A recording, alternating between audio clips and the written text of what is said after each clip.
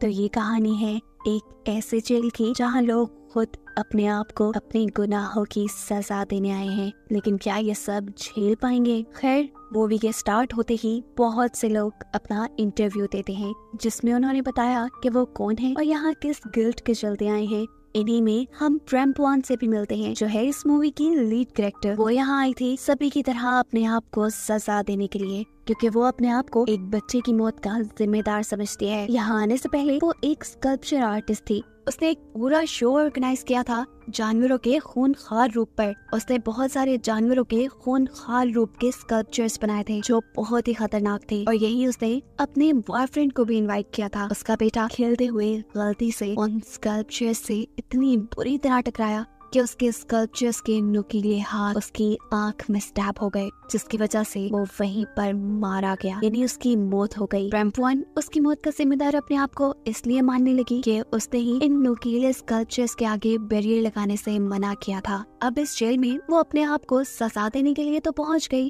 पर बिना इसके खतरों और नतीजों को जाने। यहाँ पर उसका रूममेट है जमान। जमान एक मैथमेटिशियन है और मैथ के जुनून ने उससे उसकी जॉब, फैमिली सबको दूर कर दिया, क्योंकि कुछ अर्सा पहले उसके दिमाग में नई इक्वेशन आ गई थी जिसे सॉल्व करने में उसने सालों वेस्ट कर दिए, लेकिन आज तक भी वो उसे सॉल्व नहीं कर पाया। वो प्रेमपुआन से भी इस इक्वेशन को सॉल्व करने को कहता है। इक्वेशन थी -1 का अंडर रूट क्या होगा। प्रेमपुआन इसे सॉल्व नहीं कर पाती। उसे लगा कि ये तकरीबन इम्पॉसिबल है, और इसी इम्पॉसिबल चीज के पीछे तो वो पड़ा हुआ था अपने दिमाग में चलने वाली लूसर और गट फीलिंग को कम करने के लिए। वो भी यहाँ पर आ गया। खैर, अब हम यहाँ के मास्टर से मिलते हैं, जो इस पूरी ऑर्गेनाइजेशन यानी इस जेल को लीड करता है। वैसे तो इस जेल को बनाने वाला कौन है वो अभी तक नहीं बताया गया, लेकिन ये मास्टर खुद एक कैदी है और इसका एक पूरा ग्रुप है। ये जेल एक टॉवर नुमा जेल है, जिसके अंदर 362 से भी ज्यादा फ्लोर्स हैं। हर रोज सबसे ऊपर वाले फ्लोर से खाना मिलना शुरू होता है और पहले फ्लोर को 1 काउंट किया जाता है। खाने की डिस्ट्रीब्यूशन पहले फ्लोर से शुरू होती है, फिर दूसरे पे, तीसरे पे, ऐसे एक एक करके हर फ्लोर पे जाती है। मास्टर का ग्रुप, जिन्हें लॉयलिस्ट कहा जाता है, वो लोग इस चीज का पूरा ध्यान रखते हैं कि हर फ्लोर पे मौजूद कैदियों तक वो खाना पहुंच पाए। लेकिन इसी जेल में कुछ ऐसे लोग भी हैं जिन्हें दूसरों की कोई परवाह नहीं, और इस तरह 100वें फ्लोर तक पहुंचते पहुंचते खाना खत्म हो जाता है और नीचे के फ्लोर्स वालों को तकरीबन भूखा ही रहना पड़ता है। जो लोग दूसरों के खाने की परवाह नहीं करते, उनकी ग्रुप को बारबेरियंस कहा गया है। फ्लोर्स को प्लेटफॉर्म्स। बारबेरियन प्लेटफॉर्म वाले बहुत ही बेरहम है। अपने खाने के लिए वो कुछ भी कर सकते हैं, किसी को भी मार सकते हैं। और बेचारे निचले प्लेटफॉर्म्स पे रहने वाले लोग, वो तो ज्यादातर भूख के मारे मर ही जाते हैं। अब यहाँ पर एक और इंटरेस्टिंग चीज ये है कि इस जगह का जो मास्क, वो ना तो सिर्फ इस चीज का ध्यान रखता है कि सभी लोगों को बराबर खाना मिले, बल्कि वो खुद भी 1 महीने तक खाना नहीं खाता, और जब बिल्कुल मरने के करीब होता है तो उसकी कोशिश होती है कि उसका गोश्त सबसे निचले फ्लोर्स वाले लोग खा लें, ताकि भूख की वजह से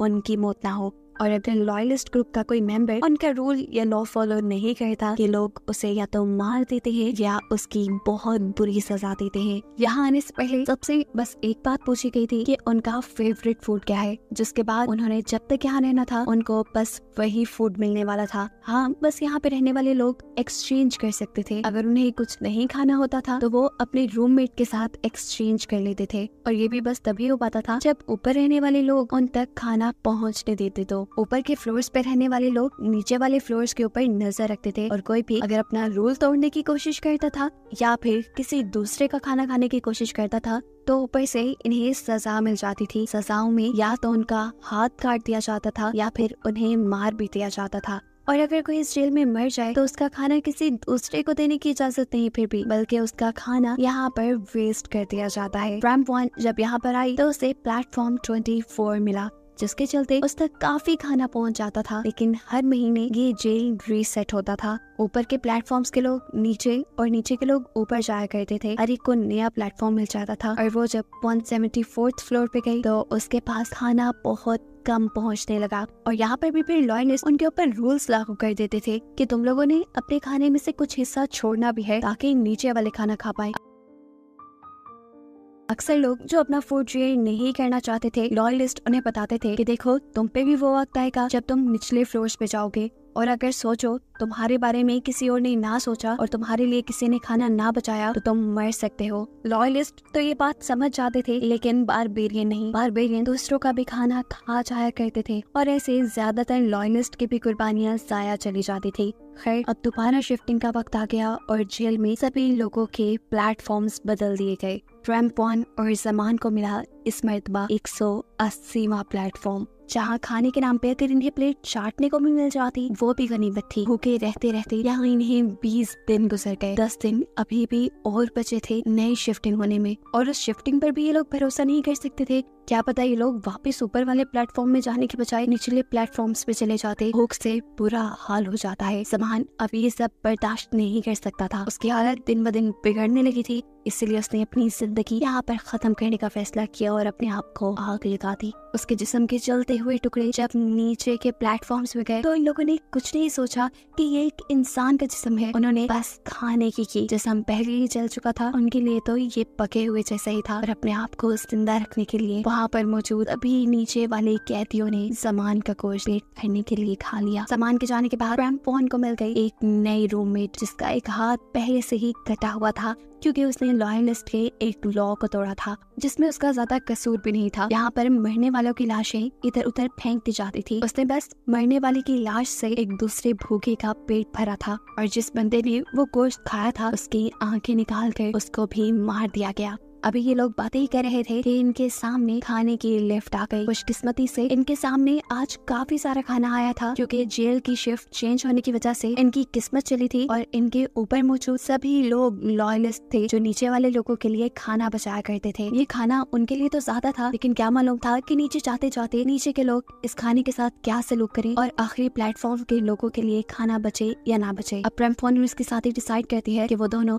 इस खाने की हिफाजत करने के लिए इसके लिफ्ट के साथ नीचे जाएंगे और ये मेक श्योर करेंगे कि खाना सबको मिले। हालांकि वो ये बात जानते थे कि उनका नया मास्टर सिलेक्ट कर लिया गया है जिसने इस सारे खाने की रखवाली करनी है। अब ये बात जब नए मास्टर को पता चली तो उसे बिल्कुल पसंद नहीं आई। रैम्पॉन और उसके साथी ने उसे बताया, देखो फूड की सिक्योरिटी के लिए लोगों को होना जरूरी है। अगर नीचे जाते जाते कोई भी बारबेरियन इस फूड को झपट लेता है तो बाकी के लोग भूख से मर सकते हैं। अब किसी तरह मास्टर को अपने साथ मिलू के 2-4 और लोगों के साथ ये लोग नीचे जाते हैं और फैसला करते हैं कि ये लोग बारबेरियन से लड़ेंगे और उन्हें मार डालेंगे। ये लड़ाई काफी खतरनाक थी। सभी एक दूसरे पर ऐसे चपटे कि सभी जंगली हैं और अभी एक दूसरे को काट खाएंगे। लेकिन इस टाइम लॉयलिस्ट ने हार नहीं मानी और अपनी ताकत से बारबेरियंस को हरा दिया, क्योंकि बारबेरियंस कम थे। जितने भी लोग निचले फ्लोर्स पर रहकर आ चुके थे उन्हें भूख का और भूखे लोगों का एहसास हो चुका था। इस टाइम लॉयलिस्ट ज्यादा थे और इन्हें दूसरे बारबेरियंस को हराने में ज्यादा मुश्किल नहीं होती। लेकिन एक बुरा काम जो रैम्पॉन और उसके साथी के साथ हुआ, उनका फ्लोर 51 था, लेकिन इस लड़ाई के चलते वो लोग वापस अपने फ्लोर तक नहीं जा पाए और निचले फ्लोर्स पे फंस गए जहाँ बिल्कुल खाने को कुछ नहीं था। यहाँ रैम्पॉन के साथी ने उसे बताया, फिक्र मत करो, यहाँ से निकलने का एक रास्ता है। जब प्लेटफॉर्म की शिफ्टिंग होती है तब एक गैस फैलाई जाती है जिससे सभी लोग सो जाते हैं, और अगर कोई इस गैस की वजह से ना सोए तो वो यहाँ से निकलने में कामयाब हो सकता है।